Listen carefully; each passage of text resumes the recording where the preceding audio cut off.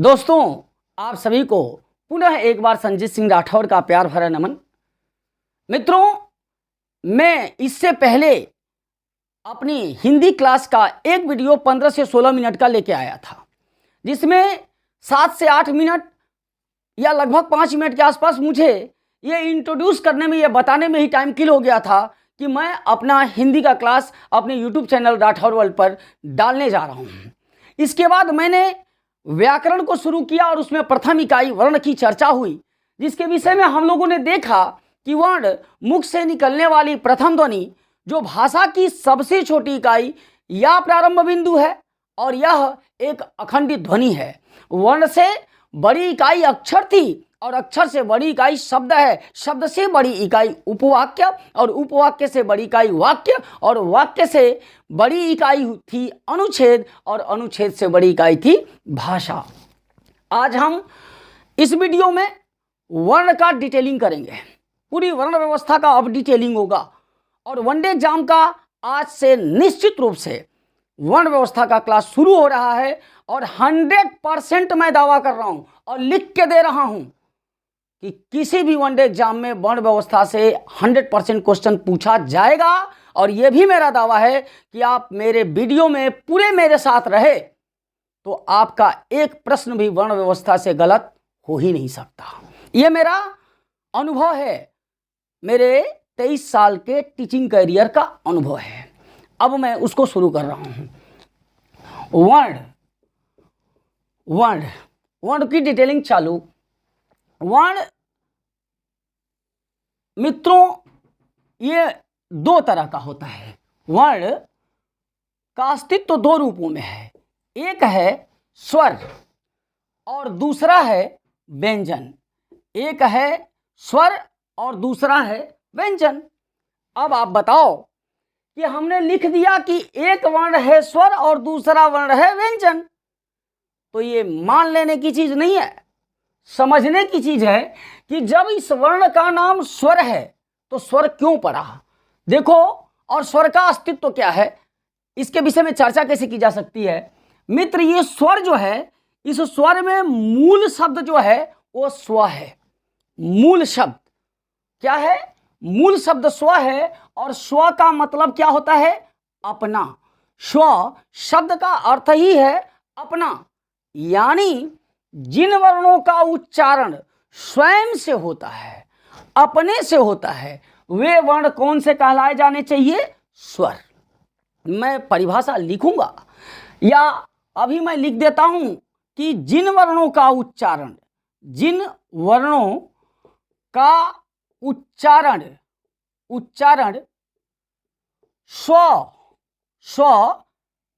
स्व मीन्स अपना, स्व और ब्रैकेट में लिख दिया अपना। स्व मतलब समझ रहे ना, ये स्वर में मूल शब्द है, यानी जिन वर्णों का उच्चारण स्व से होता है, स्व से होता है, ठीक है, ये अपने उच्चारण में किसी अन्य वर्ण की सहायता नहीं लेते। अब जरा इस व्यंजन की चर्चा कर लेते हैं।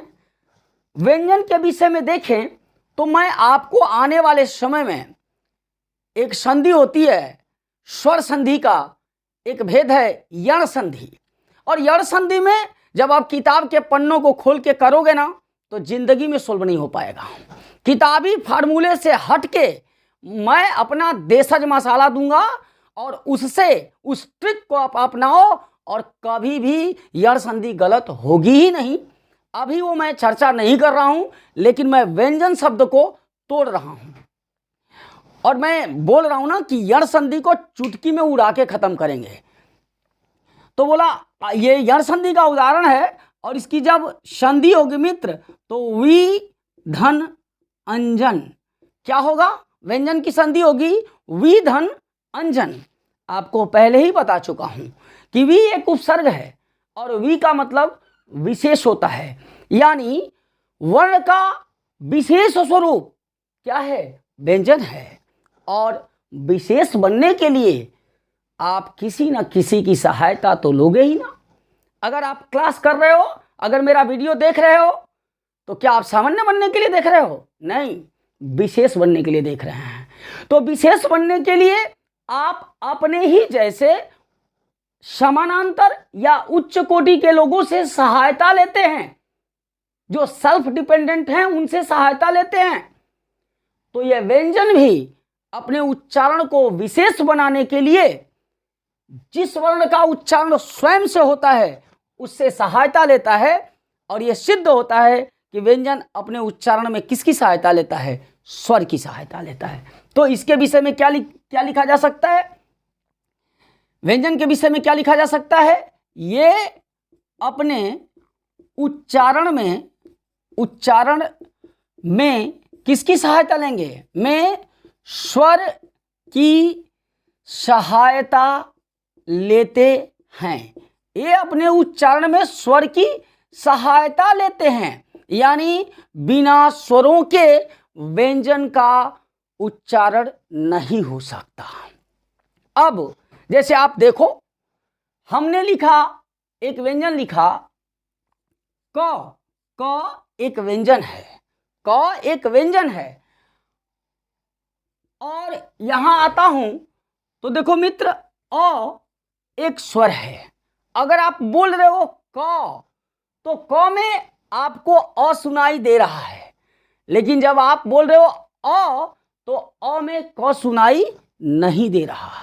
अर्थात क अपने उच्चारण में अ की सहायता ले रहा है, परंतु अ अपने उच्चारण में क की सहायता नहीं ले रहा। वस्तुतः अ एक स्वर वर्ण होगा और क एक व्यंजन वर्ण होगा। जरा इसको लेखन पद्धति में चलें तो क में, ये क को मैं तोड़ूं तो इसमें से अलग अलग होगा। ये क जिसमें ये आप नीचे देख रहे हो एक साइन, इसको कहते हैं हल से अंत होने वाला व्यंजन, हलंत की साइन कहते हैं। और जो मित्र अगर संस्कृत का ज्ञान रखते होंगे उन्हें पता है कि व्यंजन को, विशुद्ध व्यंजन को संस्कृत में, स्वर विहीन व्यंजन को संस्कृत में हल कहा गया और स्वरों को अच कहा गया। स्वर अच कहे गए, वहां कहा गया है अचः स्वराः, अचः स्वराः, और व्यंजनों को कहा गया वो हल हैं। और ये हल से अंत करने के कारण, व्यंजन से अंत करने के कारण, क व्यंजन से नहीं अंत कर रहा है, क अ में अंत कर रहा है, स्वर में अंत कर रहा है। लेकिन ये जो क है ना, ये स्वर में नहीं अंत कर रहा, व्यंजन में कर रहा। और व्यंजन को संस्कृत में हल कहते हैं, तत्सम से बनी है तद्भव, इसीलिए इस वर्ण को कहा गया हलंत व्यंजन और ये साइन दी गई हलंत की। तो क जिसमें मैंने हलंत दिया और इसके साथ मिला कौन? अ, अर्थात हलंत से, हलंत व्यंजन और अ के मिलने से निर्माण किसका हुआ है? क का। अब इसी को मैं कहूं तो क्या कह सकता हूं कि क माइनस, माइनस मीन्स मैं निकाल रहा हूं, यदि मैं क में से अ हटा दूं तो ये कहलाएगा हलंत वर्ण, यानी अर्ध व्यंजन। क्या कहलाएगा? अर्ध व्यंजन, अर्थात स्वर विहीन व्यंजन, जिसमें स्वर शामिल न हो। स्वर विहीन व्यंजन ही क्या है? अर्ध व्यंजन है। या स्वर विहीन व्यंजन ही किन वर्णों का निर्माण करता है? हलंत वर्ण का। स्वर विहीन व्यंजन ही हलंत वर्ण का निर्माण करता है।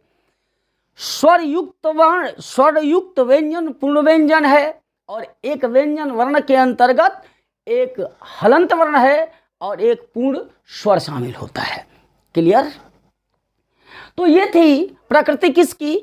व्यंजन की। और ये प्रकृति किसकी है? स्वर की। ये अपने उच्चारण में किसी भी व्यंजन की सहायता नहीं लेगा।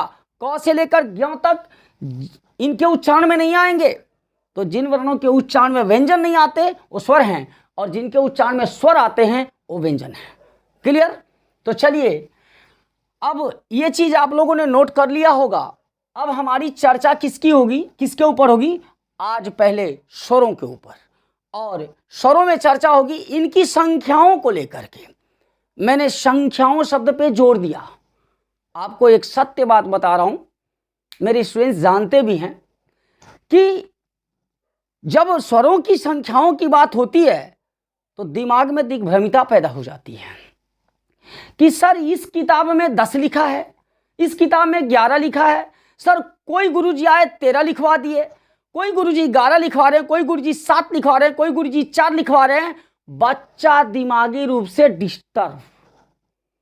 तो अभी मैं ये करने जा रहा हूं कि किस तरह से स्वरों की संख्या 11 है, कब 13 होगी, कब 10 होगी, कब 7 होगी, कब 4 होगी, और वो कौन कौन से स्वर हैं, इनकी संपूर्ण चर्चा स्वरों की संख्या को लेकर जिसे लगभग हर एग्जाम में क्वेश्चन पूछा गया, तो इसको हम लोग पहले क्लियरफाई करेंगे।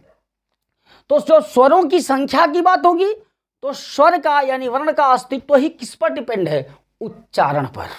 तो पहला आधार इनके संख्या का क्या होना चाहिए, उच्चारण आधार।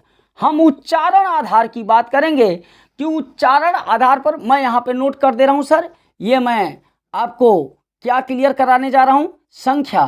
किसकी संख्या, स्वरों की संख्या। अब चर्चा हो रही है स्वरों की संख्या की, ठीक है, स्वरों की संख्या की चर्चा हो रही है, जिसमें पहला आधार क्या बनाया गया है, उच्चारण आधार।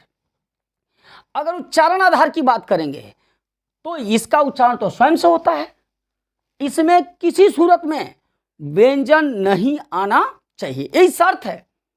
तो हम बोलते हैं, स्वरों को लिखते हैं यहां पे, और जिन वर्णों के उच्चारण में, जिन स्वरों के उच्चारण में अगर आपको सुनाई दिया व्यंजन, तो 100% उन्हें उच्चारण के आधार पर स्वर नहीं माना जा सकता है। Clear sir? तो हम लेते हैं, तो पहला वर्ण मैं ले रहा हूं अ। तो क्या अ में आपको क ख ग में से कुछ सुनाई दिया? No sir. तो उच्चारण के आधार पर अ क्या है, स्वर है। या दूसरा वर्ण क्या, आ, या पूरा वर्ण लिख दे रहा हूं, पूरा स्वरों को लिख रहा हूं, आ ये लिखा, ई, फिर उच्चारण किया जाएगा उ, है ना, री, ए, ऐ। और थोड़ा सा मैं इसको हटा दे रहा हूं मित्र, क्योंकि हमें जगह की जरूरत है। तो इसको तो आप समझ ही चुके हैं, आप नोट करते रहिएगा या नोट कर लीजिएगा, या पीछे आप वीडियो के जाके इसको देख सकते हैं, या फिर मैं व्यंजन के समय लिख दूंगा। अभी अब स्वरों की चर्चा हो रही है।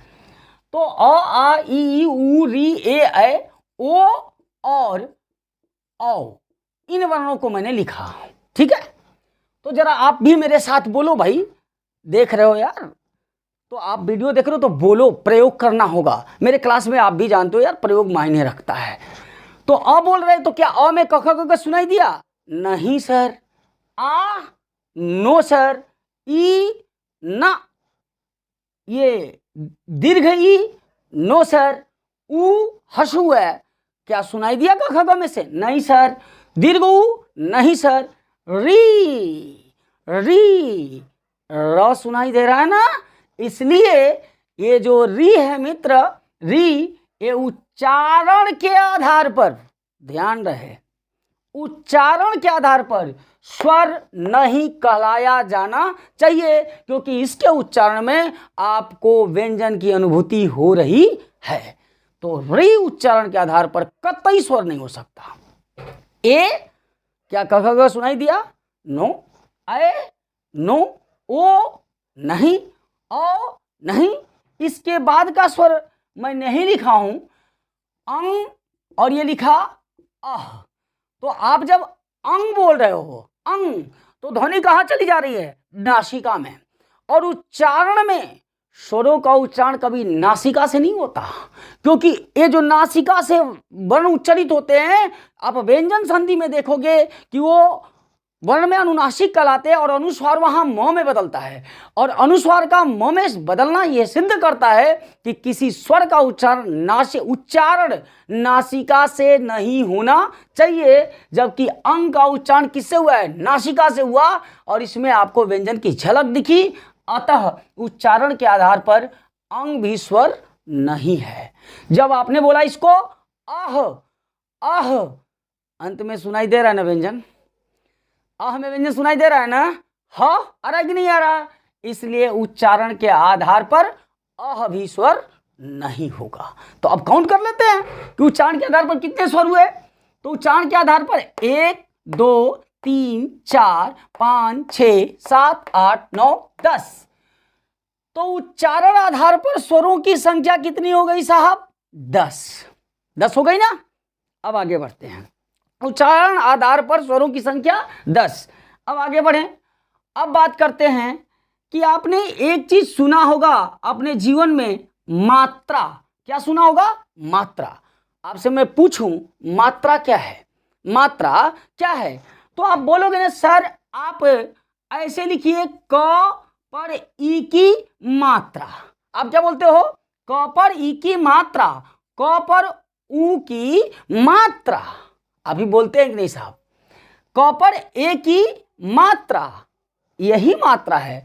तो मात्रा का मतलब अगर देखा जाए कि सर क धन, ये हलंत मैं दे रहा हूं, ई बराबर क पर ई की मात्रा की, क पर ई की मात्रा की। तो अब तक साहब ये थे क, अब हो गए क्या की।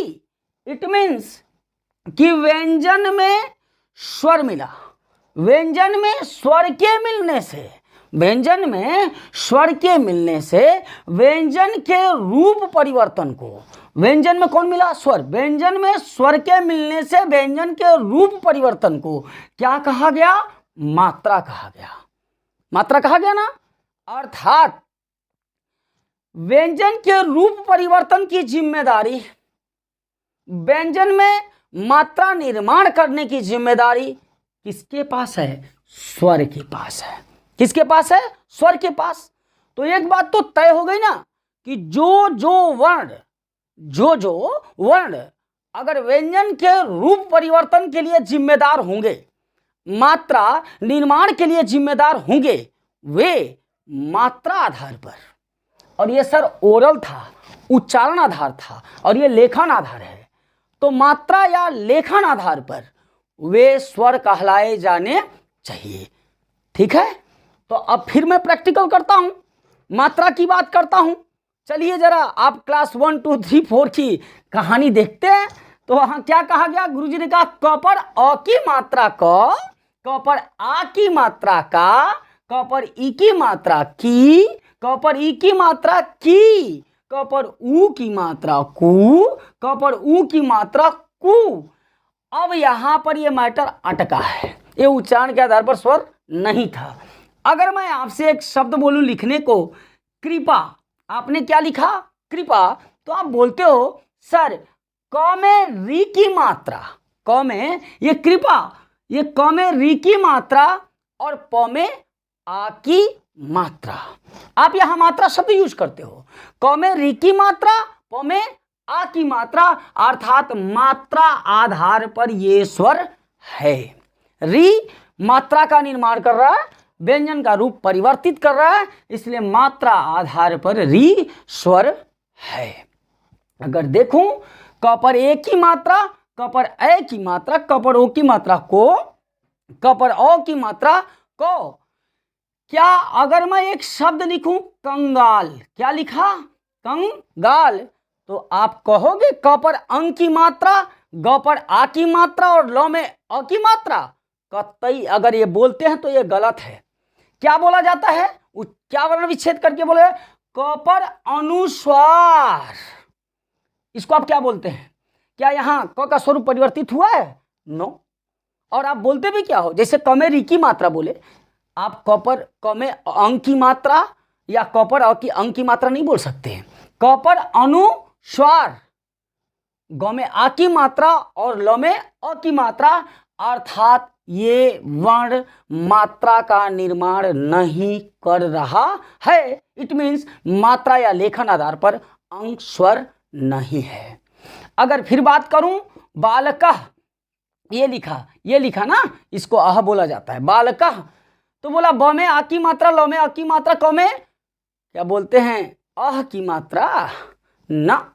आप बोलते हैं क में विसर्ग, क में विसर्ग, ये अनुस्वार का निर्माण किया। और ये भाई साहब किए क्या निर्माण? विसर्ग का।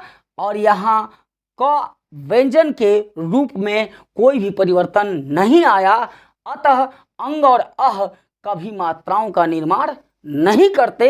वस्तुतः मात्रा या लेखन आधार पर इन्हें स्वर नहीं कहा जाना चाहिए। तो मैं अगली हेडिंग लिखता हूं, क्या? मात्रा। ये पहला पॉइंट, पहला आधार था। दूसरा आधार क्या? मात्रा या लेखन आधार, मात्रा या लेखन आधार पर स्वर कितने हो गए सर? अब काउंट करेंगे तो स्वर कितने हो जाएंगे? 11। स्वर कितने हो गए? 11। मात्रा और लेखन आधार पर स्वर 11 और उच्चारण आधार पर स्वर 10। अब आगे बढ़ते हैं।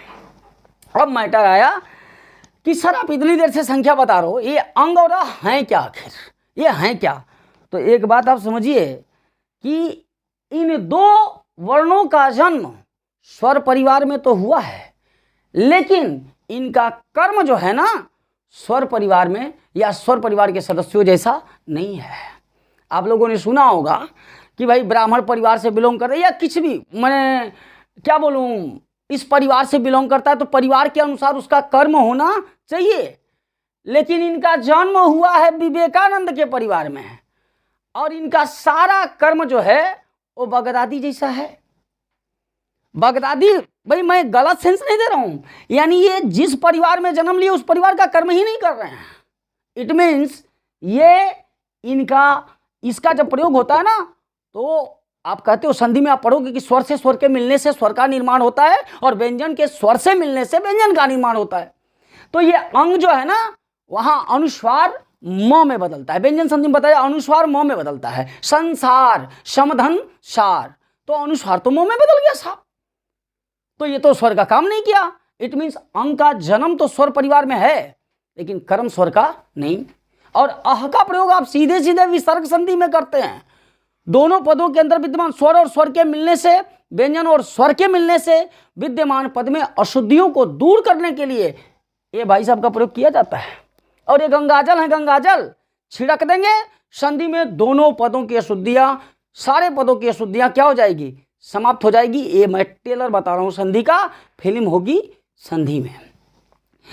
तो इस परिवार के तो सदस्य ये हैं, अंग और अह इस परिवार के सदस्य तो हैं, लेकिन इनका जन्म से योग स्वर से है और इनका कर्म से योग व्यंजन से और इनका कर्म से योग विसर्ग से। तो जन्म से कुछ और कर्म से कुछ और। तो न इनका योग पूर्ण रूपेण स्वर से है और न ही पूर्ण रूपेण व्यंजन से, इसलिए ये कहलाए अयोग। क्या कहलाए? अयोग। यहां तक समझ? अ उपसर्ग है, अ का मतलब नहीं, योग संयोग जोड़, न इनका मेल स्वर से खा रहा है ना व्यंजन से, इसलिए अयोग है। फिर भी परिवार में अगर लड़का अयोग्य हो गया तो क्या काट के फेंक देंगे? उसका निर्वहन करना पड़ेगा, उसका वहन करना होगा। और ये जो शब्द आप देख रहे हो, एक शब्द होता है वाह। वाह मीन्स, वाह एक क्रिया है, निर्वहन करना। वाहन जिसके द्वारा ढोया जाए, वाह मीन्स ढोना, वाहन जिसके द्वारा ढोया जाए, जो साधन बने, और वाहक जो ढोए। तो कहा कि जब इस परिवार में ये दोनों सदस्य जन्म ले ही लिए और इनको स्वर परिवार अंत दम तक निर्वहन करता है, इसलिए इनका नाम पड़ गया अयोग वाह। क्या कहला गए? ये अयोग वाह। न इनका योग स्वर से है पूर्ण रूपेण, न ही इनका योग पूर्ण रूपेण व्यंजन से, लेकिन इनका जन्म तो किस परिवार में हुआ है? स्वर परिवार में। अतः मित्र, यहाँ पर एक सेगमेंट बनेगा, मैं तीसरा सेगमेंट यहाँ लिख रहा हूँ कि अगर पूछा जाए स्वरों की संख्या, क्या पूछा गया? स्वरों की संख्या, तो वो संख्या निश्चित रूप से, चूंकि ये परिवार के सदस्य हैं, इसलिए स्वर परिवार के कुल सदस्यों यानी कुल वर्णों की संख्या कितनी होनी चाहिए? 13। कितनी होनी चाहिए? 13। अब मैं आगे बढ़ता हूं। अब जरा एक बात बता रहा हूं आपको, ये पता है कि अ से आ बना है, अ से अ धन अ बराबर आ, ये हर्षवर्ण ये दीर्घ वर्ण है। ई धन ई बराबर ई, ये हर्षवर्ण ये दीर्घ वर्ण है। ये ऊ धन ऊ बराबर ऊ, ये हर्षवर्ण ये दीर्घ वर्ण है। और यानी अ से आ बना, ई से ई बनी और ऊ से ऊ बना, जैसे दिखा दे रहे हो यार, ऊ धन ऊ बराबर ऊ होगा, ये दीर्घ संधि कहलाएगी। ई धन ई बराबर ई होगी, ये दीर्घ संधि कहलाएगी। अ धन अ बराबर आ होगा, ये दीर्घ संधि कहलाएगी। यानी आ का निर्माण अ से हुआ, ई का निर्माण ई से हुआ, ऊ का निर्माण ऊ से हुआ। तो इनका माई बाप कौन हुआ? कौन हुआ? आ का माई बाप क्या हुआ? अ, और ई का माई बाप ई, और ऊ का माई बाप ऊ, अर्थात ये मूल वर्ण हैं। ये क्या हैं? ये मूल स्वर हैं। ये मूल स्वर कौन कौन? अ, अभी तक मूल स्वर कौन है? अ, ई और ये ऊ। और संस्कृत व्याकरण में जब जाएंगे ना तो वहाँ दीर्घ री की कल्पना की गई है, और हिंदी व्याकरण में हर्षवरी की कल्पना की गई है। और हर्षवर्ण ही मूल वर्ण है, हर्षवर्ण ही मूल वर्ण है। अर्थात ये और ये क्या कहलाए? मूल वर्ण। क्या कहलाए साहब? मूल वर्ण। ये 1, 2 और 3 ये दीर्घ वर्ण हैं। और ये चारों की कहानी मैं बता रहा हूं, इनको तो बता ही दिया कि ये क्या है, अयोग वह है। इन चारों की कहानी मैं अभी बता रहा हूं, थोड़ा वेट करिए। तो अगर मैं चौथे नंबर पे लिखूं कि मूल स्वर क्या है, मूल स्वर कौन कौन हैं, तो मूल स्वरों की संख्या, मूल स्वरों को ही हर्ष स्वर कहूंगा। मैं हर्ष स्वर यहाँ पे नहीं लिख रहा हूं, वो हर्ष दीर्घ और प्लुत की चर्चा करूंगा तब लिखूंगा, उच्चारण में लगने वाले समय के आधार पर चर्चा होगी। तो मूल स्वर कितने हो गए सर? 4 मूल स्वर हो गए 4। अब आई बात कि अगर देखा जाए तो ये ई, आ और ऊ ये दीर्घ स्वर तो हैं ही, ए, ओ और औ भी क्या कहलाते हैं? दीर्घ स्वर कहलाते हैं। अब सवाल है कि दीर्घ स्वर के साथ साथ ये तीनों, ये देखो भाई, अगर मैं कहूं कि दीर्घ स्वर में भी 2 ब्रांच है, दीर्घ स्वर में भी कितना ब्रांच है ये तो समझाने के लिए मैं किया था, इसको हटा दे रहा हूं यहां पे।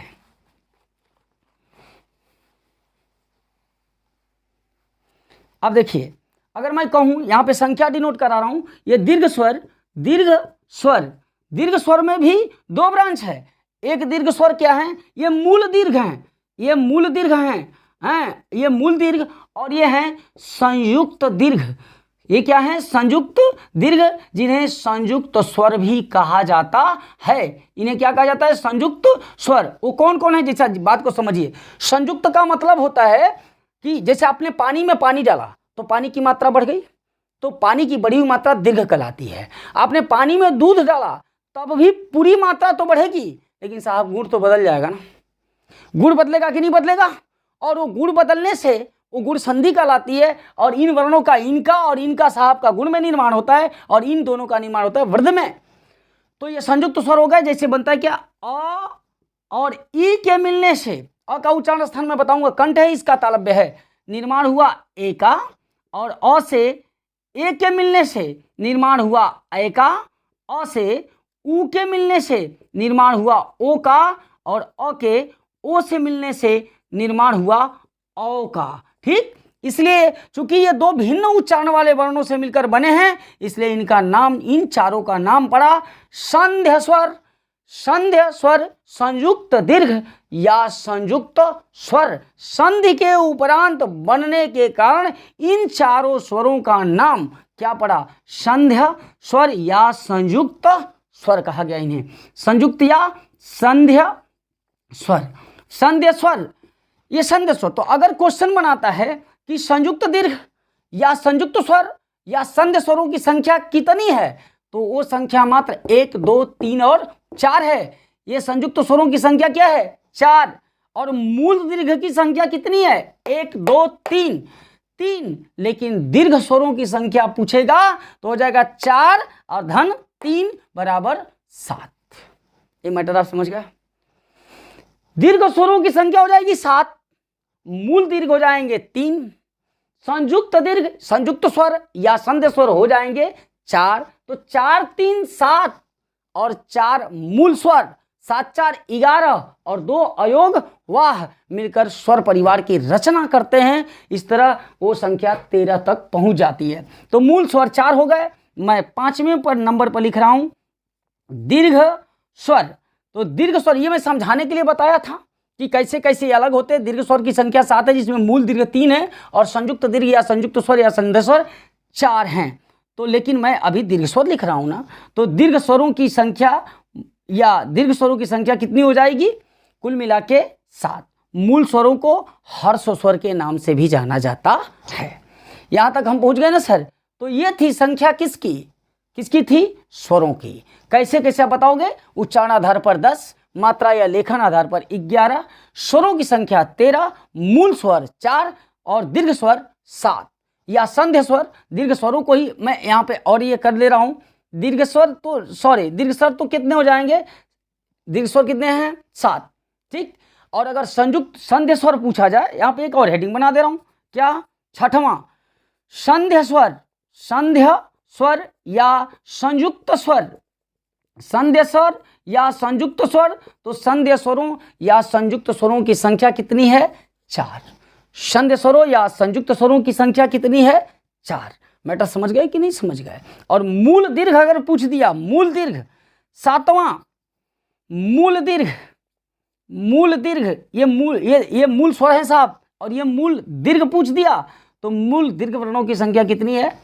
3। इस तरह ये उच्चारण आधार पर 10, मात्रा लेखन आधार पर 11, स्वरों की संख्या 13, मूल स्वर 4, दीर्घ स्वर 7 और इन 7 को डिफाइन करने के लिए संधि स्वर या संयुक्त स्वर 4 और मूल दीर्घ 3 कहलाए। ये संख्या किसकी थी? स्वरों की।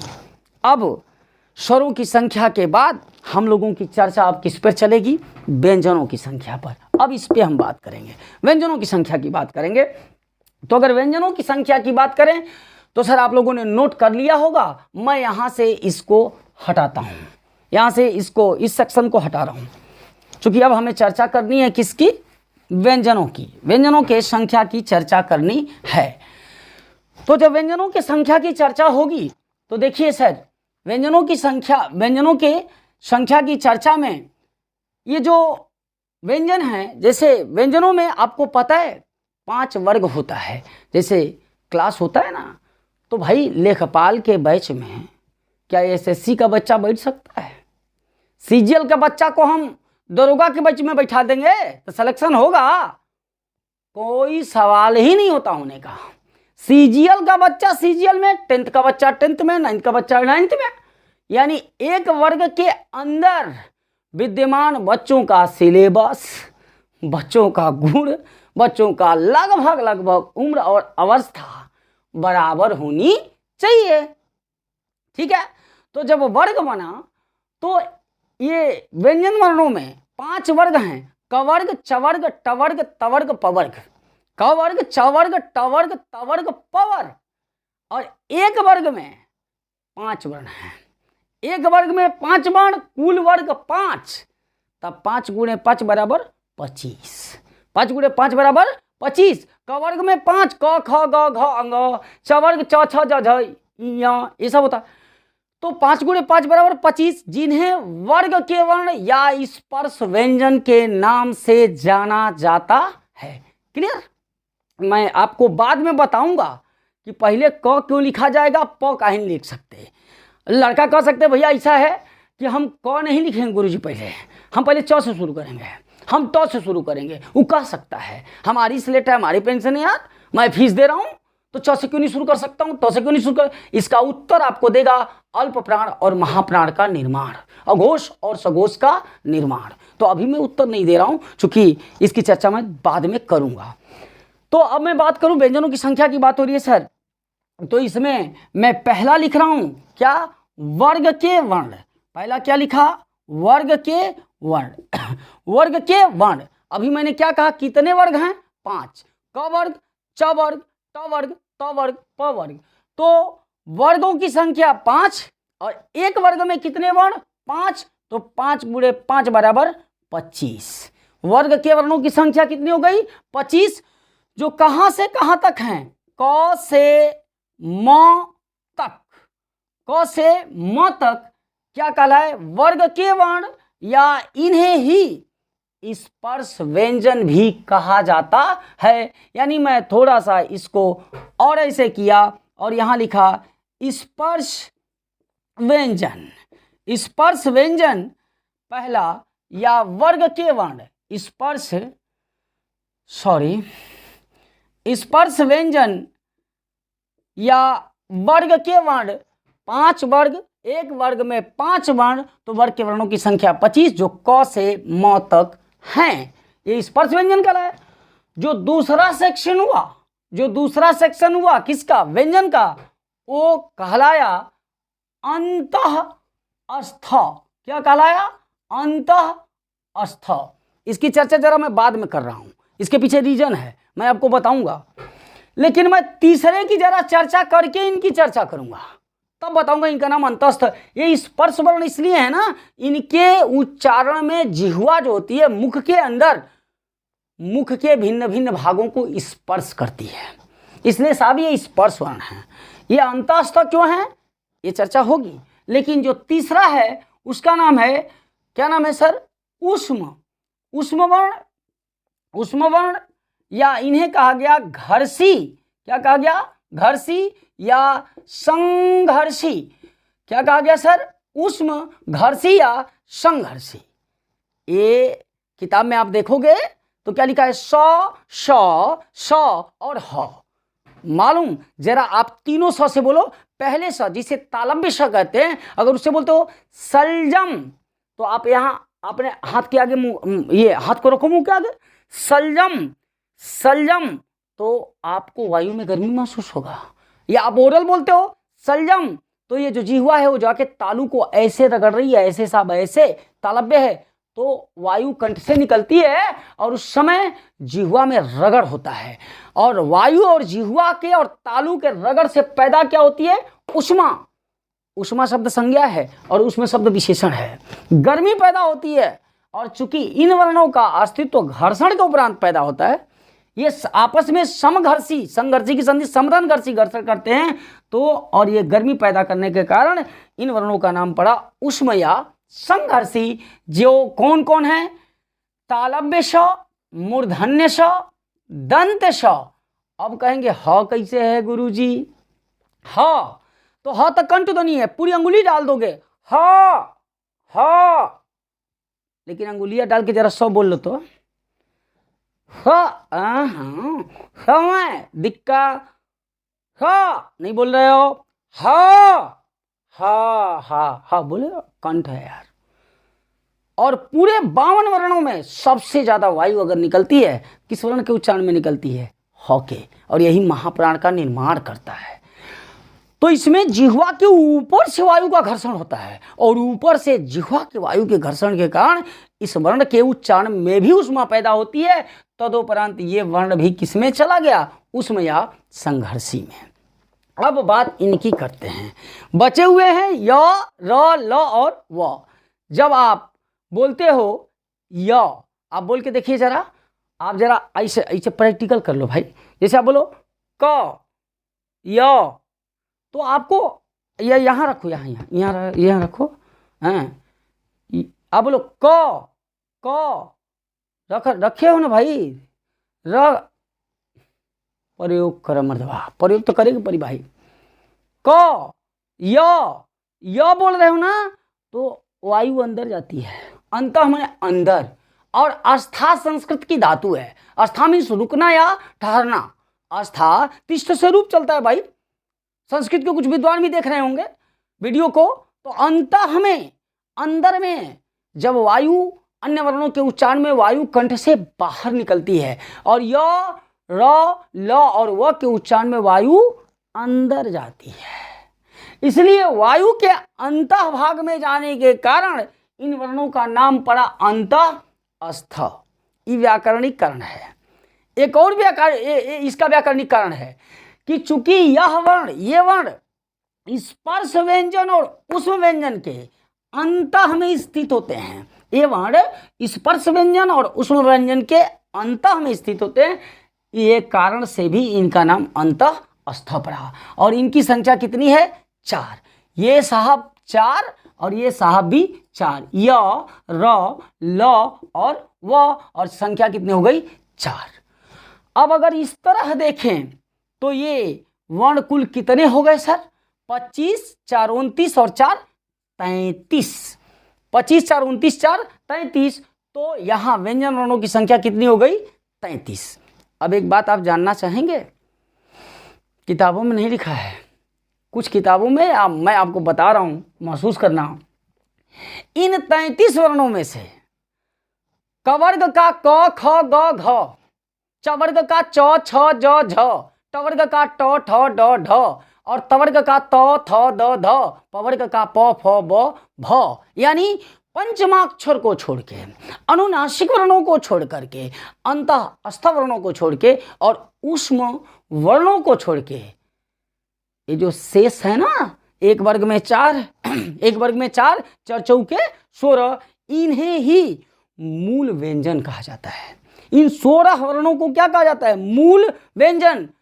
प्रत्येक वर्ग के 4 वर्ण। तो यहां मैं आपको ये पहले संख्या दिखा लेता हूं, ये 33 व्यंजनों की संख्या हो गई। तब आपको मैं नोट करा दूंगा कि मूल व्यंजन क्या है, या लास्ट में भी बता दूंगा यार कि 4 चौके 16 ये मूल व्यंजन है। अब ये 33 हो गए और ये हो गए सर अंतिम संख्या 13। आपने चौथा नाम सुना होगा, क्या? संयुक्ताक्षर। क्या? संयुक्ताक्षर, है ना? संयुक्ताक्षर। संयुक्ताक्षर में दीर्घ संधि होगी, तोड़ेंगे तो संयुक्त अक्षर, यानी ऐसे अक्षर, ऐसे वर्ण जो 2-2 वर्णों से मिलके बने हैं। अरे व्यंजन तो पूरा 2-2 वर्णों से मिलके बना है यार, एक व्यंजन एक स्वर, ऐसा बात नहीं, 2-2 व्यंजन वर्णों से मिलके बने, उन्हें कहा गया संयुक्ताक्षर। वो कौन कौन है? अक्ष, क्या है? अक्षत्र, ज्ञ, अक्षत्र, ज्ञ और स्र। अक्षत्र, ज्ञ और स्र किन से बना सर? 2-2 वर्णों से मिलकर बना, 2-2 व्यंजनों से। अक्ष बना क धन मूर्धन्य श, क धन मूर्धन्य स। त्र बना त धन र, ज्ञ बना ज धन य और स्र 3 स हैं, तालव्य स, मूर्धन्य स, दंत स। स्र बना है तालव्य स और र से। जैसे बोलो ना, तालव्य स का उच्चारण तालु से होता है, जीवा आगे तालु को छूती है, वैसे बोलो स्र स्र। ये मैं उच्चारण में सब प्रैक्टिकल कराऊंगा ना, अंगुली मुंह में डलवा करके सारे वर्णों का उच्चारण होगा अगले वीडियो में, है ना। तो ये स्र, तो स्र, तालव्य स और र। तो संयुक्ताक्षरों की संख्या, अब यहां समझ लो भाई, मैंने यहीं पे ज्ञ पे खत्म किया है ना। तो ये जो 3 संयुक्ताक्षर शुरू के हैं वो हैं लिखित संयुक्ताक्षर, और साहस्र जो है ना वो है मौखिक संयुक्ताक्षर। ठीक है, लिखित संयुक्ताक्षर अक्षत्र, ज्ञ और स्र है मौखिक संयुक्ताक्षर, यानी यहां डबल प्रश्न बनता है। संयुक्ताक्षरों की संख्या 3 या 4 दोनों ही उत्तर सही हैं। विकल्प में 3 4 दोनों देगा, 4 मारना है। अगर 4 नहीं दिया, उत्तर 3 मारना है। लेकिन प्रश्न बना दिया लिखित संयुक्ताक्षरों की संख्या कितनी है, तो भूल के भी 4 मार दिए ना, तो जय हिंद जय भारत, निकल जाएगा कंपटीशन। लिखित संयुक्ताक्षरों की संख्या केवल और केवल कितनी है? 3, जबकि मौखिक संयुक्ताक्षर की संख्या कितनी है? 1, और संयुक्ताक्षर की संख्या 3 या 4। क्लियर? लेकिन ये व्यंजन यहां पे पहुंच गया, ये संख्या कुल यहां पे हम पहुंचे।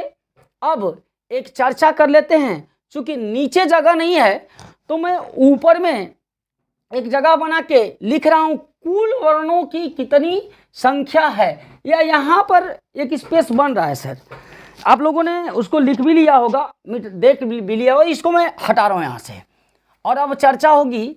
यहां से मैं इनको हटा रहा हूं, इनको हटाया, और अब चर्चा होगी कि कुल वर्णों की संख्या कितनी है या कितनी हो सकती है। अगर कुल वर्णों की बात करोगे आप तो ध्यान से समझो कि अगर ये मैं कुल वर्णों की बात करूं तो यहां पर देखा जाए वर्णों की संख्या। अब चर्चा क्या हो रही है? तीसरे फेज में वर्णों की संख्या, वर्णों की संख्या की चर्चा शुरू।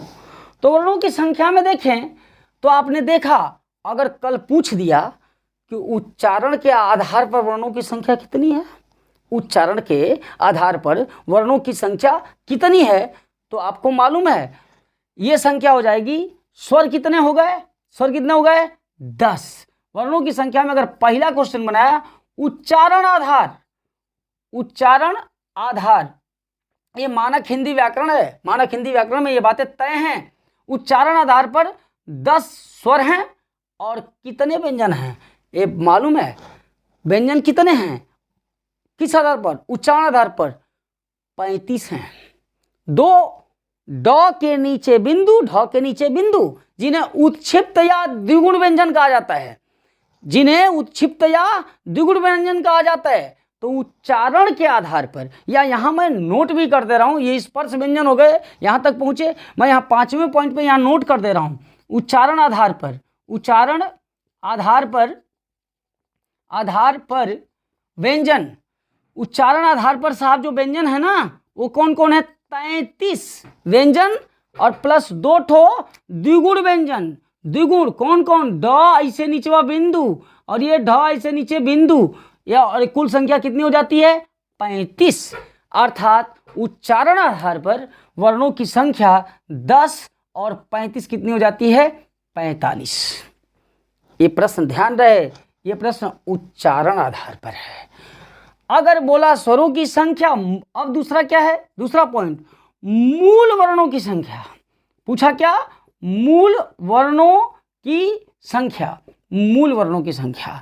तो मालूम मूल वर्णों की संख्या क्या होती है, ये जो व्यंजन है 33, ये 33 व्यंजन हुए, तो इसमें हो गए 33 व्यंजन 11 स्वर, लेखन आधार पर है ना, या लेखन आधार पर पूछा, हम मूल वर्ण हटा देते हैं, मूल वर्ण में उसको लेखन आधार पर क्या लिखा, लेखन आधार पर, लेखन आधार, लेखन आधार, लेखन आधार पर, लेखन आधार पर वर्ण कितनी संख्या हो जाएगी, वर्णों की संख्या हो जाएगी 33 और 11 44, 33 और 11 44।